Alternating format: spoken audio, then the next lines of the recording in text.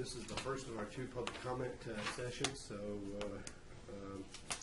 you can use the podium now, or if you want to wait till after closed session, that's our main one. For anybody who would like to address the board on matters not on the agenda. And particularly right now, we've got closed session items. Would you like to announce those? Sure.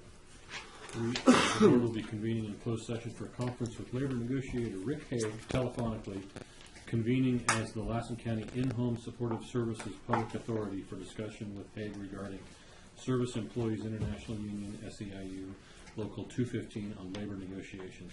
The board. Okay, those are the items.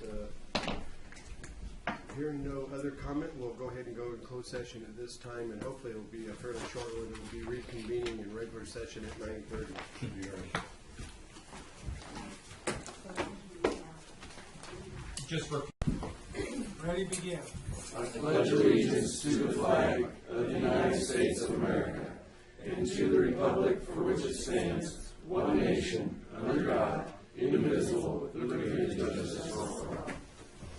Almighty God, we pray this day for your ever-enduring guidance. We ask you cloak us in wisdom and fortitude, that we may disperse our knowledge and facts intelligently among all humanity of whom we serve. Amen. First order of business is the announcement of items discussed in closed session. Mr. Chairman, the board met in closed session for a conference with labor negotiator Rick Haig telephonically. The board convened as the Lassen County In-Home Supportive Services Public Authority for discussion with Haig regarding Service Employees International Union, SEIU, Local 215 on labor negotiations. And there was no reportable action. Okay, thank you. I'm sorry. Thank you for reminding. And the board then reconvened as closed. Yeah, okay. Next is the agenda approval, additions and or deletions. Do you have any changes, Mr. Eagle? I do not. Okay. Mr. Chairman, if I may, on item number F3, there's a spelling error. If you see under boards and commissions F3, you'll see that there is an action item on today to consider making reappointments of Kay Oring, Sam Shapiro, and Tom. It's listed as Stanton. It's actually Spanton with a P. And K is spelled without the E, I believe. I'm not sure. You're not sure? Well, we'll check. Mine's right, Bob. I'm sorry, not on the agenda. On the agenda, so. Yeah, according to the master list, it's without an E, but the email that came from the Sandy Jensen has it with an E, and Yeah. that's wrong. We can convert. Okay. Yeah. So if you're going to fix one name, you might as well fix the others. Do that. Thank you. Okay, you've heard those. Do we have any other corrections or additions to the agenda? I'd like to ask that we adjourn our meeting today in memory of Gil Azevedo, who passed away. I'd also ask them to return the memory of Paul DeForest. And I'd like to adjourn the meeting in the memory of Henry Harden and Gil Azevedo also. Okay. Any others? If not, we'll entertain a motion to approve the agenda as amended. So moved. Second. Moved by Mr. Alba, seconded by Mr. Hammond. Any further question? Any questions from the audience? Hearing none, then all those in favor say aye. Aye. Opposed? Motion is unanimous. Brings us to item B3, which is public comment. This is an opportunity to address the board on items that aren't necessarily on the agenda. All the items on the agenda will also have comment relating to that item available as well. So we have one speaker card that was turned in, so we're going to start with you, Mr. Hines. Welcome. Good to see you back in the boardroom. Thanks. This is kind of a response to an article that was in the paper recently about you guys kicking around the ordinance here, the local ordinance, as related to the recent medical marijuana law that just passed in California. And the deadline on it was March 1st that caused a lot of local jurisdictions to ban cultivation and dispensaries and so forth and other aspects of the medical marijuana thing. So we're going to have to work with this, whether I like it or not, or anybody else likes it or not. The Medical Marijuana Regulation and Safety Act is the law of the land now. So I think we can do okay with it. I don't like the idea of putting more restrictions and limitations on growers by amending the local ordinance 575. I think we'd be a lot better off if you would liberalize the thing. There's no place on this side of the mountains to get the medicine. If I can't grow enough to last me a year, I have to drive across the mountains into the valley somewhere to get my medicine. That's not safe access or reasonable access, especially in wintertime if I have to drive over Donner Summit. Like the idea of the Compassionate Use Act in the first place was to have safe, affordable access. And it's not. If I have to build special structures to grow it in and stuff, and grow it indoors, it's really expensive to grow indoors. Like, according to Ordinance 575, now I can grow outdoors as a patient. I'm fine with it. Okay. There was a problem in Lake Forest last year where there was a bad grow. The neighbors were up in arms about it, and we had special meetings and stuff about it. But the nuisance has apparently been abated, and there has been no new ordinance written or enforced about it. So I'm saying like that now, especially since under the Medical Marijuana Regulation and Safety Act, it was established the Bureau of Medical Marijuana Regulation with a lady who's the chief, Lori Ajax, who just came from the Alcoholic Beverage Commission.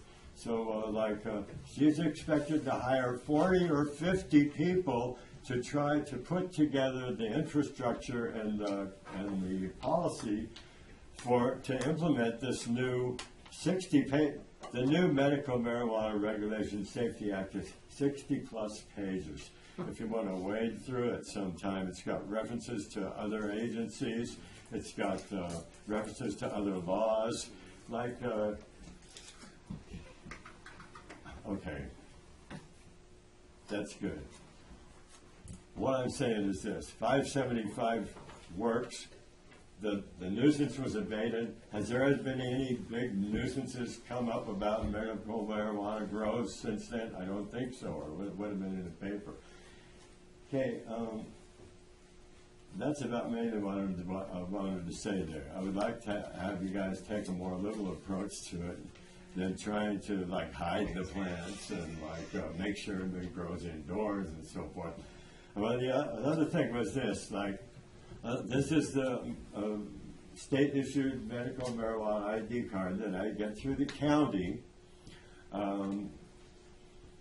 I don't think that in assessing the number of patients in the county, I don't think that the number of cards issued is an accurate assessment. Like that, I think that there are way more patients than there are medical marijuana cards issued, mainly for the fact that it costs $150 for this card. Except, like, for me, I'm on Medicare. This card, which is not valid by federal law, I get a break on the price because I've got Medicare. I get it for $117 instead of $150. Okay, guys, that's all I got to say for now. Thank you, Mr. I could Brown. go on Yeah. all day, of course. We won't let you do that, but we do appreciate what you bring to the table, and for your benefit, that law, the state law, did provide for that March 1st deadline for jurisdictions, which caused a lot of cities to react. Yes. The county did not react to that, and fortunately, the legislature changed the law in an emergency fashion early this year that got rid of that March 1st date. So So I think there's already been steps taken to try to rectify that flaw. This is correct, and apparently, like the Regulation Bureau is not going to have all their ducks in a row until the 1st of January 2018, so that's a couple of years to kick this thing around. You know, Well, the county ordinance that we did put into place last year has been effective to deal with the problems that were at hand and still preserve the right for people to grow, I guess, their medicine. And we'll continue. I know the county staff and the board are looking at how to refine and improve that, but we're not looking at any significant altering or changing of it. Well, I really, for one, to be a patient grower, like, you know, I'm not that rare of a beast around, you know, like, I want to say I really appreciate it, you know, like that. Well, we appreciate you too. I'm a rare beast from the fact that I speak to you, you know. I know a lot of people probably think I'm crazy for even coming up here, but I want to say again, I really appreciate it. Thanks so much for Thank taking you more very much. time. Do we have anyone else? Have a great day. Anyone else who would like to speak under public comment? Yes, we'll start with. I'm Annie Westerbeck, and I have a question about the IHSS workers. A lot of us that work for IHSS are looking forward to a contract and negotiations. Can you tell me if you're going to proceed toward negotiation with the IHSS? Mr. Chairman, if I may. County Council. Thank you. Good morning, Ms. Westbeck. Good morning. What I can say is that negotiations are underway with SEIU Local 2015. I believe we're in the process of selecting dates to meet and confer. Thank you very much. Thank you. For the board's concern with it. Thank you, Ms. Westbeck. Ms. Spencer. Thank you. Eileen Spencer, CanWeHelp.com. I'm filing a Brown Act complaint with you today. On February 23rd, 2016, the Lassen County Board of Supervisors and the Modoc County Supervisors held the Lassen-Modoc Flood Control District meeting in Aden, California, which is in Modoc County. Section 54954.6 of the Brown Act requires that all participating legislative entities of a multi-agency provide a 45-day public notice of the intent to enact an assessment. All participating entities are required to post a public notice and a legal notice, and a newspaper of general circulation in each jurisdiction. Both Modoc County and Lassen County have weekly newspapers. The CEO of Modoc County, Chester Robertson, claims that Lassen County CEO Richard Egan told him that the public notice only needed to be placed in Lassen County and that he would place the 45-day public notice in Lassen County. CEO Richard Egan did in fact place the required legal notice for Lassen County in the Lassen County Times. But Modoc County did not, on the advice of Mr. Egan. Section 54954.2A2 of the Brown Act states that no discussion shall be undertaken on any item not appearing on the posted agenda. Lassen County Council Bob Burns instructed Chairperson Wills that he should take a recess and convene the special joint meeting of the Lassen County and Modoc County Board of Supervisors. Mr. Burns, because I was present, inappropriately interrupted during the whole meeting, which was unfortunate. Lassen County Council Bob Burns knew that his improper impromptu recess to conduct a separate meeting was not on the Flood District's agenda. Lassen County Council continued to advise Chairperson Wills to recess and take up the joint meeting after the recess. The Flood District never adjourned to convene the next meeting, and the joint meeting was not on the Flood District's agenda. This joint meeting was noticed as a separate meeting with a separate agenda. The chairperson only had the option of adjourning, according to Section 54955.1 of the Brown Act. The Flood District meeting had only the option of adjourning the Flood District meeting and not a recess. But this would have required a proper notice to continue the remaining Flood District's agenda items to another date and time. Lassen County Council continues to do a disservice to this board and the public. Thank you, Ms. Spencer. Do we have anyone else who'd like to speak under public comment? Seeing none, then we'll move to our regular agenda.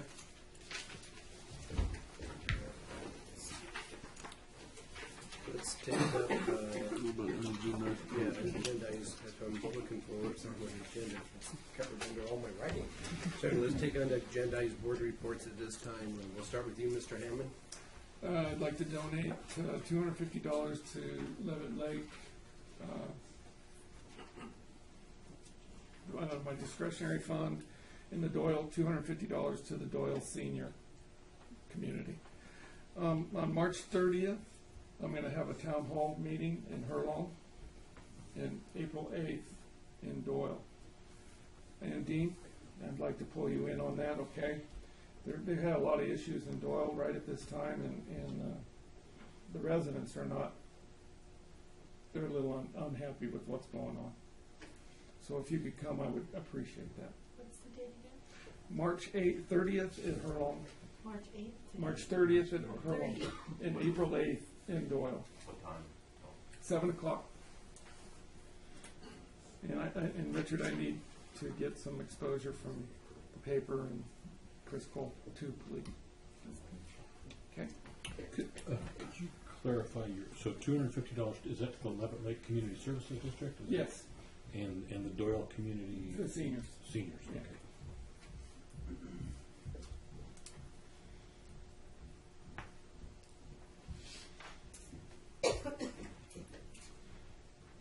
Is that everything for you? That's it. Okay. Sorry. Mr. Hempel? I have nothing. Okay. Mr. Alba? Sure, I'd like to put out kudos to the Big Valley High School, the boys basketball team. They had a very phenomenal year this year. They ended up losing in the semifinals to Liberty Christian, who eventually ended up winning the Division VI title. They played Chester and ended up beating Chester for that. But anyway, it was they had a very good year. I forget what their final record was. They were like 24-3 or something was their final record. So I mean, they had a very phenomenal year. Good for them. And then I forget when it was. It was last week or something. I went down to Sacramento to represent Lassen County. They had with the Forest Service. They had a firefighter safety meeting. Basically, it was there with Plymouth County and Madera County. They had it broke down into different counties. Anyway, those are the two counties that we met with. Dave Hayes, he was there, as well as Dave Janae, representing the Forest Service and CAL FIRE. And basically what it was is they were looking, the Forest Service was looking for ways to improve firefighter safety.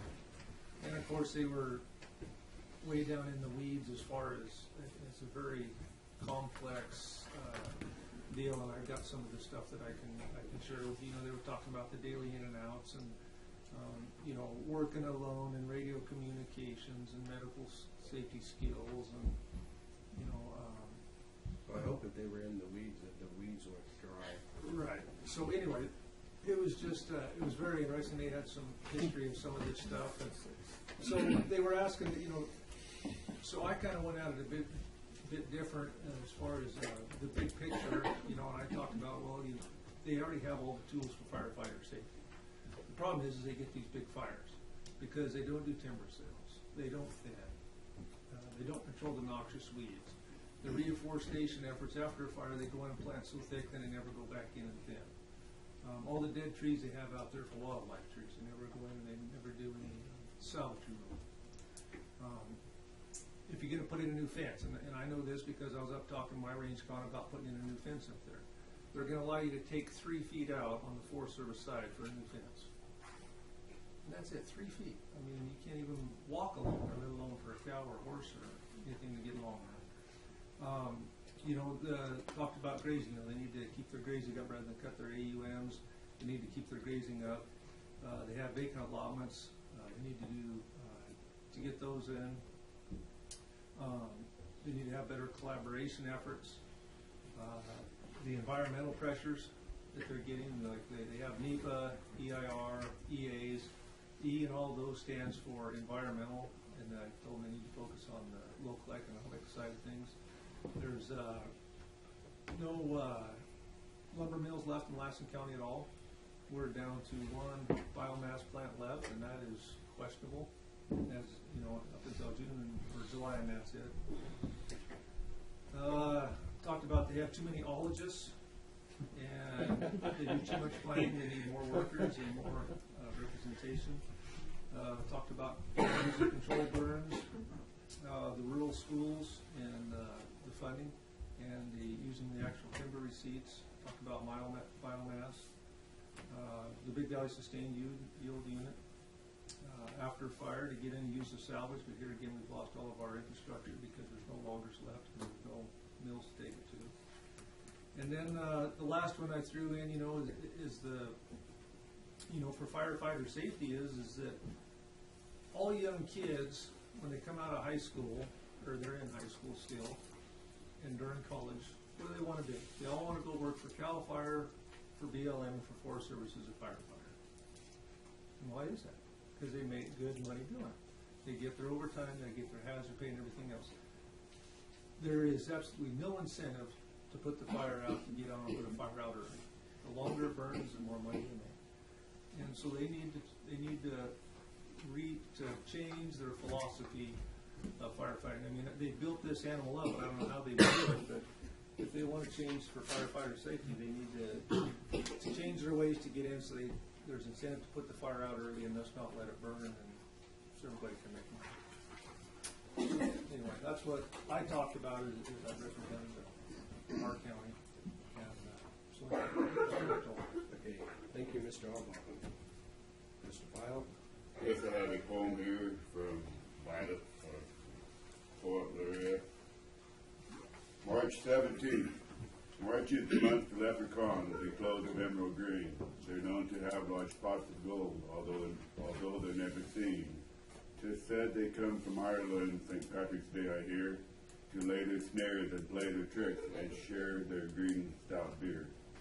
The rainbows show you where they are, but catching them is tough. However nimble you may be, you're never quick enough. There is a bit of magic in the wearing of the green, so best it be to have some on come Thursday, March 17th. Happy St. Patrick's Day. Happy St. Patrick's Day, Violet. Yeah, She's pretty talented. she made a point of wanting me to have Bob read that. I don't know why that is. You're poetic. So. Oh, yeah, I struggle through every one of them. Okay, is that all your? Yeah, we did last week have an emergency medical care committee meeting, and it went very good turnout, and we basically had the year report from our ground ambulance service, and they're doing very good. If anybody wants a copy of that report, Regina, which I failed to bring the report. I apologize, but Regina. yeah, Regina can give you a copy of that report. Very good report. I apologize. I failed to bring a copy of it. Make a copy. Thank you, Mr. Pyle. Anything else? That's it.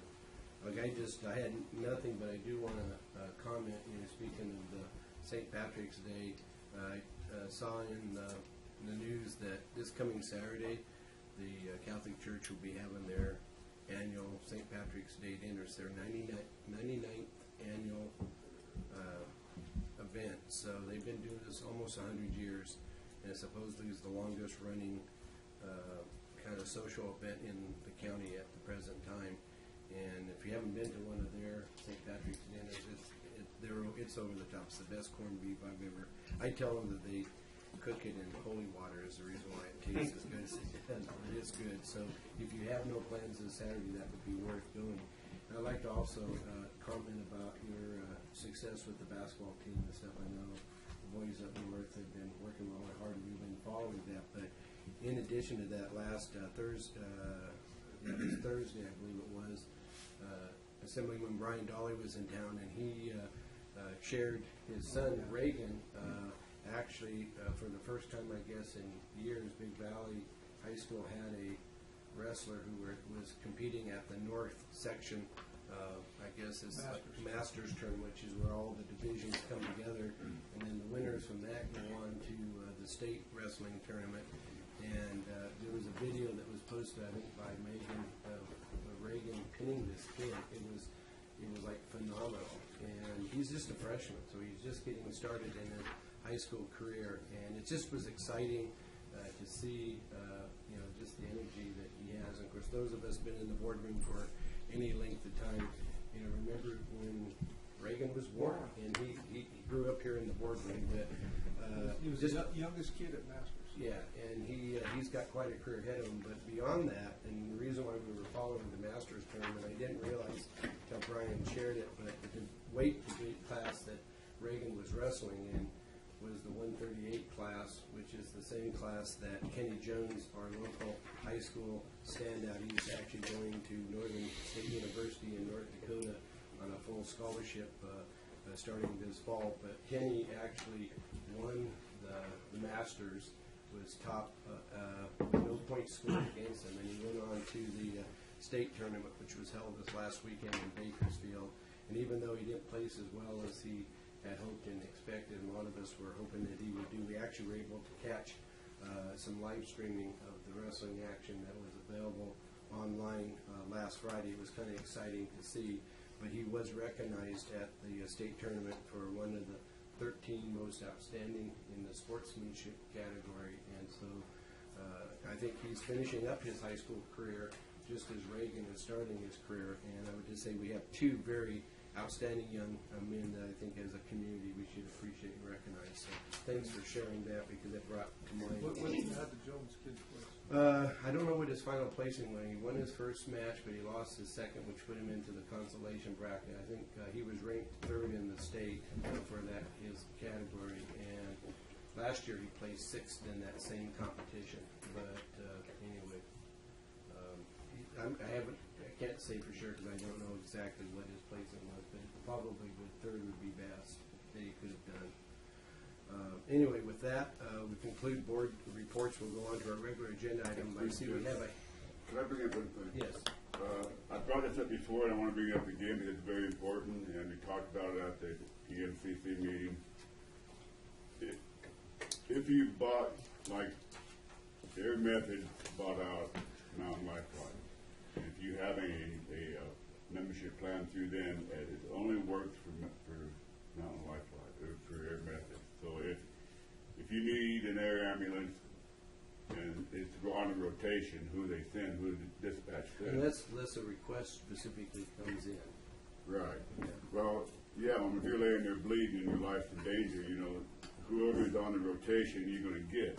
So if you have a membership with their method and they send a care flight, you're not going to be covered. Or if you have a membership with SEMSA, ground ambulance, that does not cover either air flight. But you basically need three. If you're going to get a membership for insurance benefit, you need one for the ground ambulance, you need one for air method, and the care flight. Yes. Yeah. The care flight that SEMSA has. Care flight is the SEMSA-based care flight.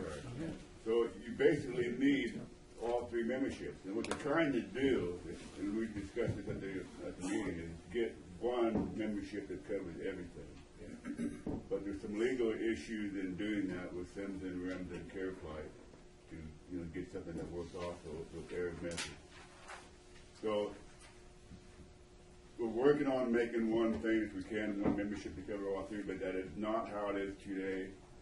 So today, you need to know that you can't just get a membership with air methods that we used to be Mountain Lifeline, and that won't cover you if a care flight helicopter comes in. Well, that's a good point you bring out, and it is worthwhile to get all three. Believe me, trust me, we tested them all out, and yeah, and having the coverage is really important, and it's very nominal in terms of the cost.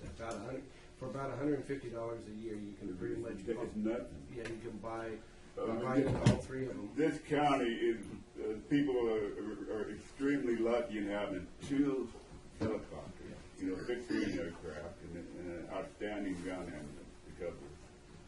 You don't see that very many places anywhere in the nation. So very lucky to have that, but, do you have a question? Well, Bob, I'll take care of questions if they, Yes, Mr. Chairman.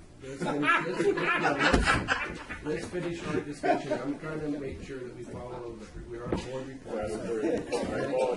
No problem. We'll take care of it. I saw her hand and we'll take That's care why of it. she gave you the poem. I'm not chairman no more.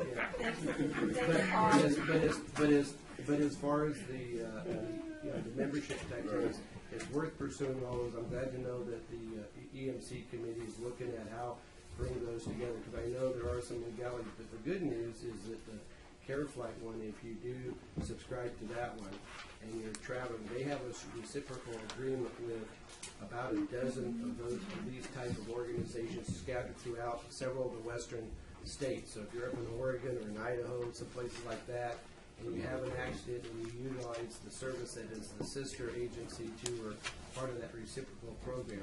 And I thought that was something a lot of people don't realize, especially if you are in the traveling mode. But, I mean, obviously you don't want to ever have to use it, but if the need arises and it's there, it really makes a big difference cost-wise in the long run, because the insurance only covers so much, and then the rest of the burden is placed on you. So that's a way to minimize the impact of that. So, are we done with board reports? If not, before we go on to the rest of our agenda, I see we do have a hand in the audience. So, Ms. Spencer? I just wanted to ask Supervisor Hempel when the Johnsonville Town Hall date is? I haven't come up with that yet, but you will be informed. Thank you. Okay, thank you. With that, we'll move on to our F1 boards and commissions. We'll take up Big Valley Recreation District.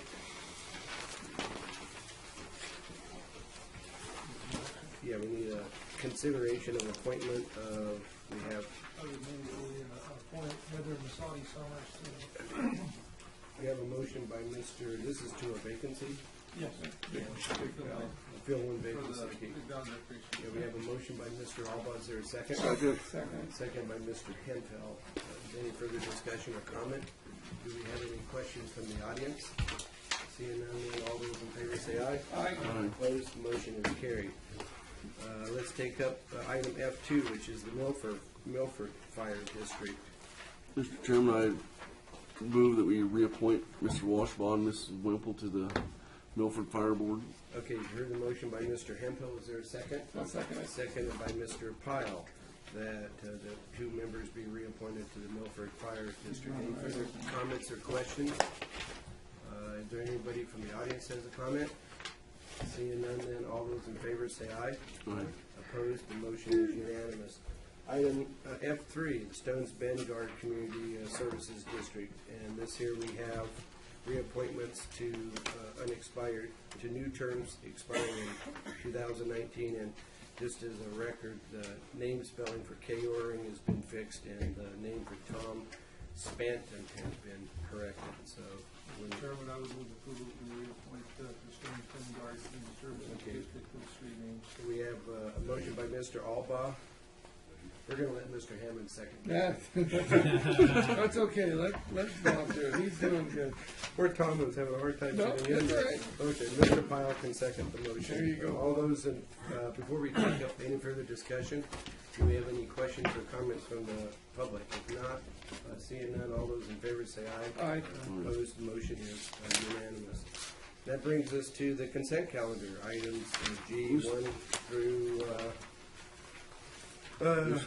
wow, Yeah, that's what it was, yeah. 13. So 1 through 13. Do we have any items that need to be pulled off for separate discussion?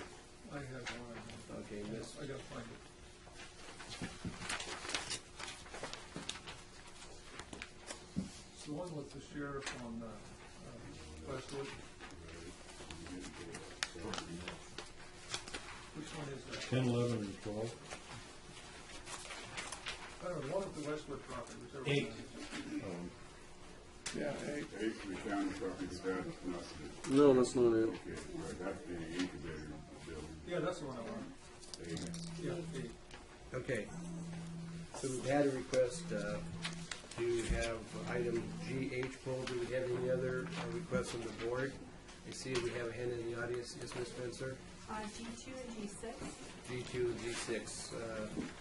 Does a board member wish to have those pulled off? Not G3. G2 and G6.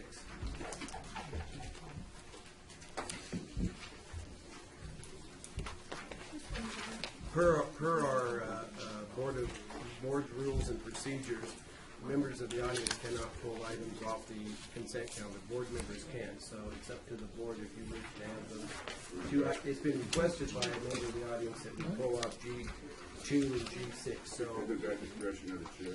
No, it's the discretion of the board. I would okay it. Okay, so you would like to have those two pulled off? You bet. Okay, Mr. Pyle is sponsoring those two requests.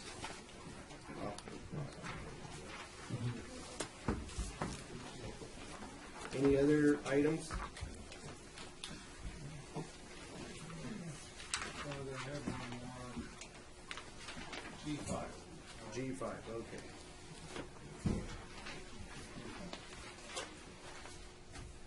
Any others? If not, then we'll entertain a motion for the approval of the balance of the consent calendar minus G2, 5, 6, and 8. We have a motion by Mr. Pyle. Is there a second? I'll second it. Seconded by Mr. Hammond. I got it. Okay. Any further discussion by the board? Do we have any questions or comments by the audience? Seeing none, then all those in favor say aye. Aye. Opposed? The motion is carried unanimously. Let's take up item G2, Mr. Pyle. Spencer, do you want to speak on that? Yes, please. Okay, Ms. Spencer, if you'd like to come to the podium. I just had, just one question, if, how much does Supervisor Hempel have left on his discretionary fund? I don't think that information isn't readily available, but maybe Mr. It's the first money I've spent this year, so I don't, what, That answers it. there you go. Maybe Mr. Egan, if you could have the auditor's office maybe generate a kind of status report of where because it does itemize on that status report what the allocations have been. It might be good to just have that as a matter of record. Thank you. Chairman, if they could do that from all of it. Yeah, that's what I'm saying for all five, yeah. I'm not even sure what I have left. Yeah, same here. We'll So, just As of a date. We'll do that maybe after these expenditures. yeah, exactly. After we take care of the action, maybe for next week's meeting, we'll put it on as a report. Okay, is there a motion, is there any other questions on item G2? I know we passed it. Okay, we have a motion by Mr. Hemphill, is there a second? Second. Seconded by Mr. Hammond. Again, 2 in a row. I vouch for it. Okay, any further question or comment? Any comment from the public? Seeing none, all those in favor then say aye. Aye. Opposed? The motion is unanimous. Item G2 is approved. Take up item G5. Mr. Alba? Yes, I had a couple of questions on this, and now, so we can use this for any federal surplus property, like say out there at Furlong Army Depot. Precisely. If they're selling something, we can, okay.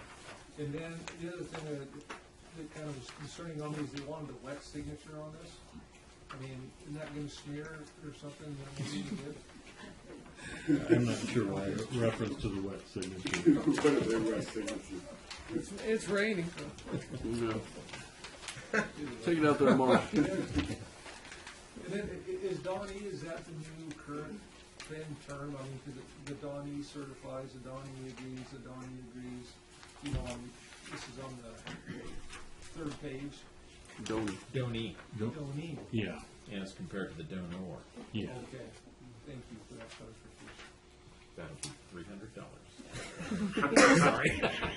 Never ask an attorney a question like that. You get your written response. Yeah, You'll write a, That's the one that you're gonna have to watch out for. yeah, you'll write a 5-page note. Okay. Let's settle back down. Those were the only two I just wanted to, now, this works for state and federal surplus We, Julie can comment more on this, but in order to acquire the federal property, we need to go through the state to do it, as we're a subdivision of the state, and that's what this allows us to do. So it's for federal property. But if it's a state of Nevada surplus property, are you eligible for that too, or no? No. Under this? This deals with federal property unless. This is just federal property? Yeah. Okay. if it's in Nevada, it would, if it's federal property, the surplus to Nevada, we probably could look at it. But we'd go through the state of California. Yes, we'd go through the Department of General Services. But to be responsive to your question, it's not state of Nevada property, and that this would not authorize us to put in for state of Nevada property. Just as we learned, last year on that tour, the board took out at Cedar Army Depot, there's a lot of properties that are available that are surplus, but you go through that, so, places from Pennsylvania can obtain property out of Hurl, so it doesn't matter what state you're in, or where the property is located. So if we go through that program, and the item that we're looking for is in Georgia, and you obtain it, then it's your responsibility to get it shipped from Georgia back here, so it's anywhere in the country that they have it, so this sets us up to be able to do that, Mr. Egan? Yes. Yeah, and that's what we had talked about, I think, last year. Good question. Okay, any other questions by the board? Do we have any questions from the audience? Seeing none, do we have an action by the board? Okay, we have a motion by Mr. Alba, second by Mr. Pyle to approve G5 and to participate in the National Association of State Agencies for Surplus Property. Any further questions or comments? Seeing none, all those in favor say aye. Aye. Opposed, motion is unanimous. And don't be too wet with your signature there, Mr. Egan. We'll take up item number G6. These are the minutes of February, or I guess all three February meetings. Mr. Pyle? Spencer, do you have something different than you give before public comment? Okay, read it up to me. Thank you, Mr. Pyle. Ms. Spencer? Thank you, Mr. Chairman. Mr. Mile, Mr. Chairman. I'm Spencer, CanWeHelp.com. I'd like to file a Brown Act complaint for the joint meeting on February 23rd, 2016. The Lassen County Board of Supervisors held a joint meeting with the Modoc County Supervisors in Modoc County. While the Brown Act allows for multi-agency meetings for the purpose of discussions, it does not allow any public entity to take a vote that results in an action outside its jurisdiction. And during the meeting, I was called on, and I did remind the board, even though Mr. Burns continued to give bad information to this board. The joint meeting with Modoc County should have been chaired by Modoc County. Since the venue for this meeting was held in Modoc County, any motions and votes could only take place by the Modoc County Supervisors.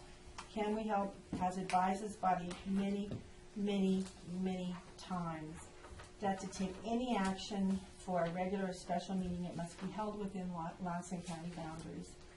Lassen County Supervisor Chapman chaired this meeting and accepted a motion by Lassen County Supervisors, and action was taken by Lassen County Supervisors. The Lassen County Supervisors were outside their boundaries. This was again and again and again a willful act of contempt for the Brown Act, and he knows it. Thank you, Mrs. Spencer, and the board does retain and pay Mr. Burns to be our county counsel. We do not pay or retain you for that, so we'll continue to take our legal advice from Mr. Burns, but your objections are so noted and will be placed in the file. With that, Mr. Chairman, I would make a motion to approve these things. Okay, thank you, Mr. Pyle. Is there a second? I'll second. Seconded by Mr. Hammond. He's on a roll. Do we have any discussions? Yes. Go ahead, Mr. I got a question on the, you talk about the presidents, but also present is the county administrative officer, Richard Egan, Bob Burns, and board Be deputy. speaking on the special meeting. Special meeting, yes, Yeah. February 23rd. Should there also be listed on there the Modoc County Supervisor, is there also present, or? They have a separate set of minutes that they're clearing Yeah. for their portion of the. That's right, okay, never mind. So, yeah, so this would be, yeah. They were present except for, yeah, except for David Allen, yes. Okay, any other questions? Let's let Dean beat us. Go ahead. Dean beat us? Since we're all breaking the law. Because we're all breaking the law. Well, we'll have to increase his food budget if he does that. So, anyway. No other questions or comments? Anybody from the audience? Yes, Mr. I was just going to point out that the purpose for approving minutes is to memorialize the actions that occur during a meeting, not not to debate the merits of those actions. So the purpose of these minutes are simply to document what did occur, not to debate the merit of that. And that would give her a standing as she pursues her complaint, which is her business. Good point. Yeah. Thank you, Mr. Egan. With that, all those in favor then say aye. Aye. Opposed? Motion is unanimous. Minutes are approved. And that takes us to item G8, Mr. Albaugh. Yes, thank you, Mr. Chairman. When I first initially read this, it was, talking about the sheriff taking over this building for $50,000, and I got to thinking, well, shoot, could they just build one for that cheap? But then I got to thinking, well, it'd be a county property, so you have prevailing wage, so a $50,000 building would not be about the size of a storage shed. So, anyway, $50,000 probably is a good deal. But then, in thinking about it, this was an incubator building that was originally set up back in, what the heck was it, 92 or something? 1990s, yeah. Mr. Chairman, if I had to clarify, what we're speaking of is the county building behind the Westwood Community Center. That incubator building. There's a lot of Westwood people here, so I just want to make it clear what we're speaking of. Okay. Basically set up back in 96. And with that, they got a $50,000 grant from the USDA for the Rural Business Enterprise Grant. And even though that was back in 96, and it was for $50,000, we have to repay that $50,000. There's no way to prorate that because of the, over the time, the deterioration of the building just from regular wear and tear. We have to repay the full grant. It's had very little use for wear and tear. The short answer is no. The legal requirement is to repay it. I don't know that we've attempted to negotiate. And how long do we have to, it's been 20 years. I don't know the exact duration. I believe the duration is as long as we In perpetuity. own it. It's supposed to be used for that incubator purpose, or the money's to be repaid. Okay, that just seemed kind of excessive to me. It was 20 years ago that this was put in, and that loan was out, and we're still having to repay the whole thing, and I would just, it just seems a little, almost excessive to me. Well, to give you any comfort, back in 1974, the county obtained from the EDA, which is a similar agency, that to provide funding to expand and remodel the emergency room out of the old Lassen County Hospital that was out that the county operated. And then about 10 years later, the county sold the hospital operation to a private nonprofit, which was Eschaton, that ran it. And even though it was still being used as an ER and all the purposes that were set out by the grant, it was like $200,000 or $300,000 at that time. It was a lot of money in those days. But because of the change of ownership, EDA, the federal government, when you sign any paperwork, grant applications and stuff from a federal agency, they have that kind of a reversion clause put in there that if you change whatever the intended purpose or use, or even ownership of the property, and it gets converted in their mind to something other than what you specifically put forward, it's 100%. It's kind of like a penalty thing that they have. It doesn't matter what the worth and value is now. They want the full amount, and be lucky they don't ask you for the interest that would have accrued over the last 20 years on what $50,000 would have been brought.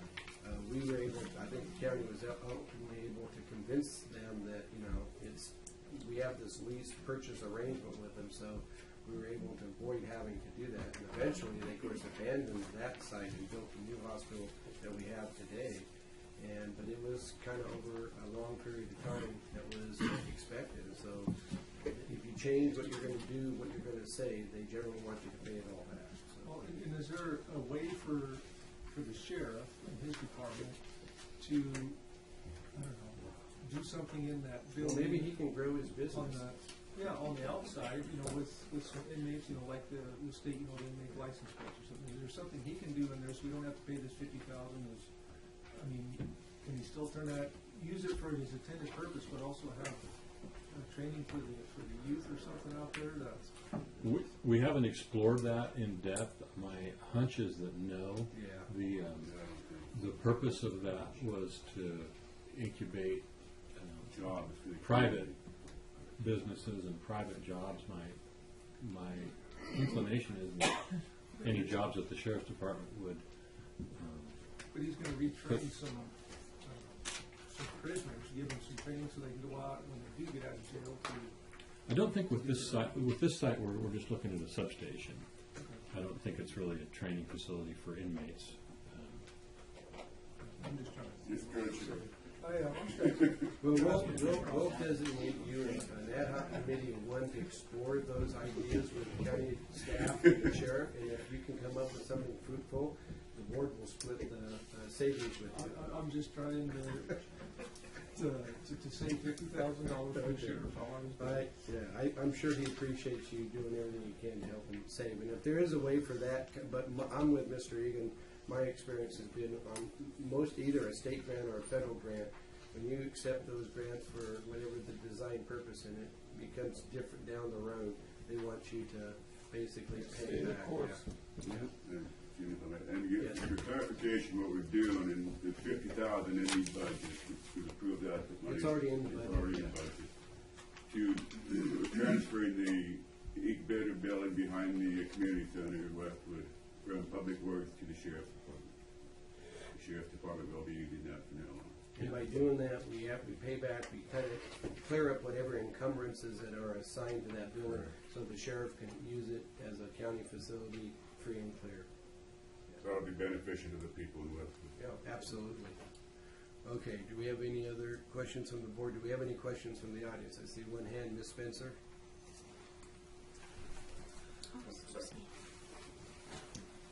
Eileen Spencer, canwehelp.com.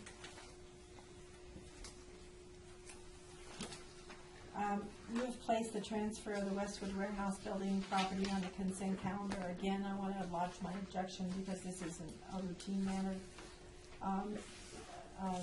That discussion for another day. To transfer the use of this property to the Sheriff's Department, you must repay the $50,000. That's been confirmed. However, on June 23rd, 2015 and September 15th, 2015, you never allocated the repayment of the grant in this budget in your budget discussion. There is, however, $50,000 allocated in paving. That's where it ended up. And like other abuses of placement of funds, the $50,000 was in Fund 588, Budget 943, Account 3002880. This is to pave the parking lot there that's owned by the commission. Not the commission, I'll get to it. 3 years ago, you put $17,000 in to pave this same parking lot. But I can tell you, because I lived there, that $17,000 wasn't spent on paving that in that parking lot. So we're researching on getting the documents to see where that $17,000 went in your 2012-2013 budget.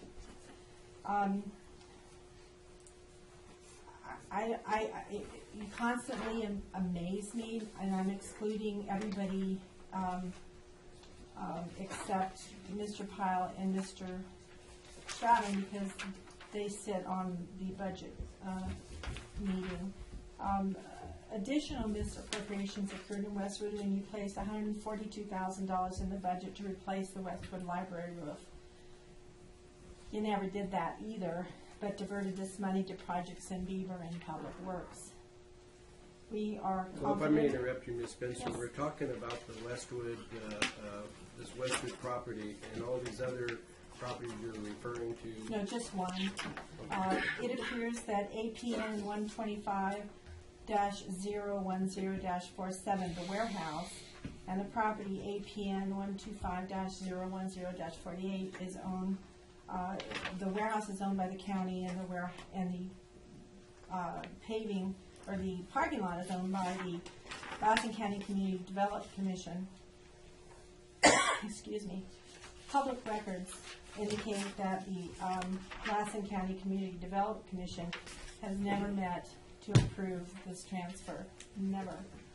So you just did it, but when you research this stuff, we find out that the commission never met.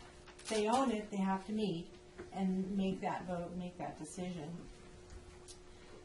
Today, there is no proposal to increase the sheriff's budget to pay for the operational expense of this property described in the resolution. You're making it so you're telling the public that the sheriff's department's budget has the $50,000, but you're taking it out of paving and public works to pay this $50,000. If you can show us where in the sheriff's department you don't mention any funds or any budgets and everything, you just mention it's coming out of 588, which is the paving. Where is the operational money coming from for the sheriff's department to assume the financial responsibilities of these parcels, and why did you put $50,000 in paving for the rest of the thing, and why is it coming out of, these are your words, you said it's coming out of 588. The only $50,000 in there, which I showed you, is from paving. So we'd like to know when. Mr. Egan, would you like to address some of those? We'd like to know when the commission approves the transfer, and we'd like to know how is where in the budget for the sheriff is going to pay for operational and the $50,000. So we're not, and I'm not sure where the notion that we're proposing to transfer property came from, but we're not proposing transferring ownership of any of the property. There is a parcel there that is owned by the Lassen County Commission, and there's property that's owned by the county.